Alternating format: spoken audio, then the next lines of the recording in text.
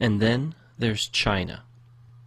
Few places in the world are seeing the explosion of God's power like the underground church in China is experiencing. And in the last 60 years, China's communist government has done its best to wipe Christianity off the map. What you are about to see is some of the rarest footage on the planet.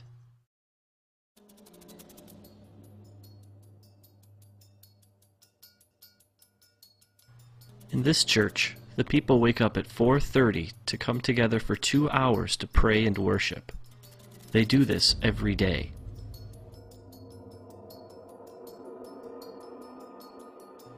This church meets in the only place they're safe, a cave.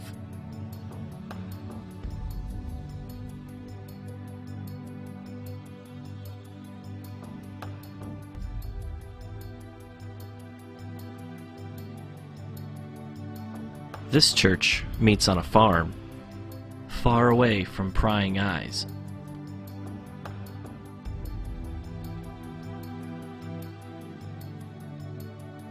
Here's an example of an underground church outreach. The people sitting are Christians. The people who are standing are not. This particular preacher was once crippled, but was healed when someone prayed for her.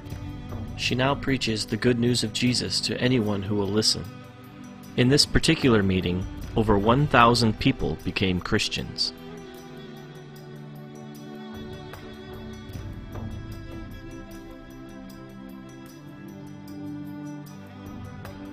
Here Christians cast out demons from an 18-year-old girl. She's now a preacher. In Shanghai alone, there are over 3,000 house churches, just like this one. One thing Dennis pointed out to me was that most of the underground churches in China are actually led by young people. These kids have all come out of the communist system, and they want nothing to do with it.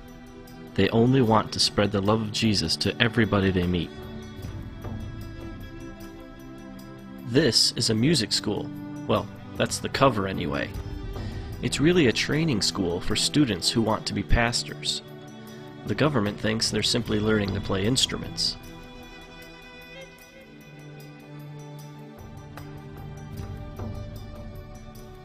One thing I quickly realized about the Chinese church is that it's a lot different from the American one. For one thing, they think a 4-hour sermon is short. In this church service, it's 120 degrees inside the building. The people meet for 12 hours straight.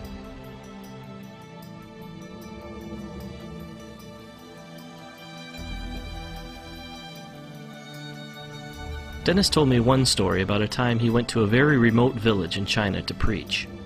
He was led into a large room where the people were packed so closely together that he had his back to the wall and could reach out and touch the row in front of him. Everyone stood. There was no room to sit. He asked how long he should preach for, and they told him from 8:30 to 7 at night. Then they asked him if it wasn't too much trouble, could you come back tomorrow and preach from 8:30 to 7 again?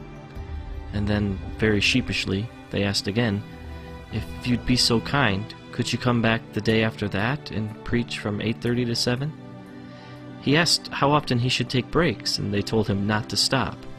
The people will wait. Then he asked them what he should preach on. Everything, they replied, from Genesis to Revelation. And then it dawned on him, these people had no Bibles.